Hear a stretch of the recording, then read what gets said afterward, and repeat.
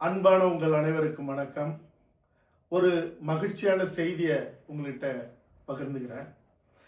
நான் நடித்து இயக்குன படையாண்ட மாவீரா ஓடிடி தளத்தில் அமேசான் பிரைமில் ரெண்டல் அந்த தளத்தில் வந்திருக்கு. அதாவது ஒரு இனமும் வனமும் சிதைந்த வரலாறு சந்தனக்காடு. ஒரு நிலமும் வளமும் திருடப்பட்ட கொள்ளையடிக்கப்பட்ட ஒரு வரலாறு படையாண்ட மாவீரா. அரியலூருங்கிற அந்த சிமெண்டாலை, அந்த கூட்டங்கள் எங்களுடைய மண்ணை சூறையாடி அந்த அரியலூர் மாவட்டத்தையே நீர்மூலமாக்கிருச்சு. கடலூர் மாவட்டம் நெய்வேலியில் அந்த நிலக்கரி யமன் அந்த கடலூர் மாவட்டத்தையே இன்னைக்கு ஏறக்குறைய அது பாலைவனத்துக்கு சமமான ஒரு மண். சுற்றி இருக்கிற 6-7 மாவட்டங்கள் நிலத்தடி நீர் போயிடுச்சு. இந்த அரியலூர் சிமெண்டாலைகளை எதிர்த்தும் அந்த நெய்வேலி நிலக்கரி யமனை ஜெயங்கொண்டம் லிக்னைட் கார்பரேஷன் அது பரவ நினைச்சதை தடுத்தும் அந்த மண்ணுக்கும் மக்களுக்கும் ஒரு காவல் அரணாக, ஒரு மாவீரனாக நின்று காடுவெட்டி குரு அவர்கள் காப்பாத்தின, பாதுகாக்க அவர் சமரசமற்ற முறையில் நின்ன அந்த ஒரு பெரும் வரலாறு தான் படையாண்ட மாவீரா. இந்த படைப்புல இது ஒரு பெரும் பொருட்செலவில் உருவான ஒரு படைப்பு. என்னுடைய நண்பன் சமுத்திரக்கனி, சரண்யா பொன்வண்ணன் அவர்கள், ஆடுகளம் நரேன் அவர்கள், மன்சூர் அலிகான், ரெடின் கிங்ஸ்லி,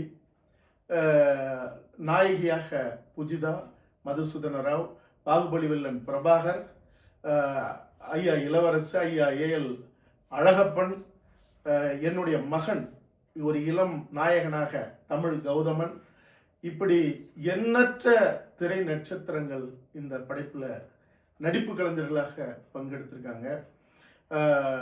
பேரன்பிற்குரிய சகோதரர் 2 முறை தேசிய விருது பெற்ற ஜிவி பிரகாஷ் அவர்களுடைய இசை,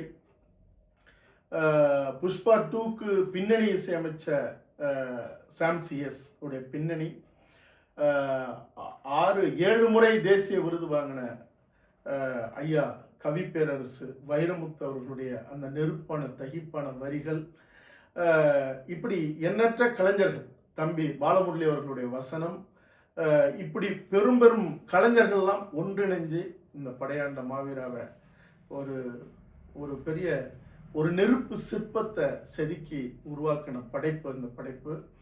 இந்த படைப்பை நான் சந்தனக்காடு எடுத்தேன், முந்திரிக்காட்டு வரலாறு, இது திரைப்படங்கள் எடுத்தேன், தொடர்கள் எடுத்தேன்.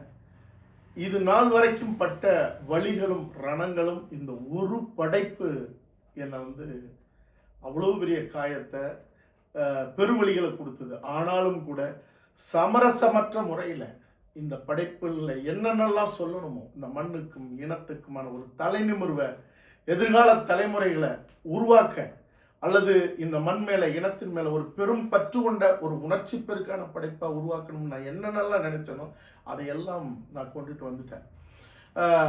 அதாவது படம் தொடங்கி வெளியீடு வரைக்கும் நடந்த தடைகளும் சிக்கல்களும் துரோகங்களும் சூழ்ச்சிகளும் எண்ணில் நடக்காது. அதுக்கப்புறம் அது திரையில கொண்டுட்டு வரும்போது நடந்ததெல்லாம் படுபயங்கரமானது. திரைக்கு அப்புறம் இப்ப ஓடிடி தளத்துக்கு கொண்டு வரதும் இந்த நிலைங்கிறதும் சாதாரணமானது இல்லை. ஆனால் இது எல்லாம் தாண்டி ஒரு வீரியமான விதை பாறையிலையும் முளைக்கும் அப்படிங்கிறது போல இன்னைக்கு இந்த படைப்பு உங்க பார்வைக்கு வந்திருக்கு. நான் போராடினேன், கஷ்டப்பட்டேன், என் மேல பரிதாபப்பட்டு இந்த படைப்பை பாருங்கள்லாம் ஒரு காலமும் நான் சொல்ல மாட்டேன். அது அந்த படைப்புக்கான தரமும் வீரியமும் அதுக்கான வலிமையும் இருக்குன்னா அது எப்படியும் அது அதனுடைய இடத்தை அது எடுத்துக்கும். அதாவது இந்த மண்ணை காக்க நின்ன ஒரு பெரும் போராட்டம், சமரசமற்று நின்ன ஒரு மாவீரனுடைய வரலாறு.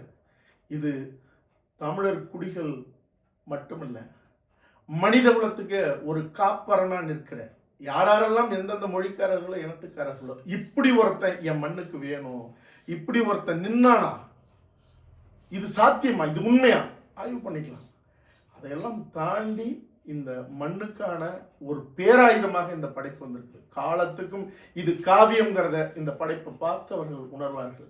தன்னுடைய தலைமுறைகளுக்கு எப்படி என் மகிழ்ச்சியை, அன்பும் பாசமும் உறவும் பாரு எப்படி இருக்கணும்னு சொல்லி சொல்லி என் படைப்பை போட்டு தன்னுடைய பிள்ளைகளுக்கு வளர்த்தெடுத்தாங்களோ அதுபோல இந்த மண்ணையும் இனத்தையும் காக்கிற ஒரு படைப்பாக இந்த படையாண்ட மாவீரா வரும். விமர்சனம் என்ன வேணாலும் வைங்க. ஏற்கனவே படம் பார்க்காமலே வச்ச கூட்டம், ஒரு அறிவீனமான ஒரு ஒரு குழு மறுபடியும் வைக்கும். ஆனால் ஒன்னே ஒன்று சொல்றேன், இந்த படத்தை பாருங்க. பார்த்துட்டு உங்க நெஞ்சுரத்தோட, உங்க கண்ணிலும் உங்களுடைய இதயத்திலும் ஈரம் அதன் பிறகும் சுரக்கவில்லைன்னா நீங்க விமர்சனம் செய்யுங்க. ஆக இது ஒரு பெரும் காவியம், ஒரு பேராயுதம், படையாண்ட மாவீரா. பாருங்க.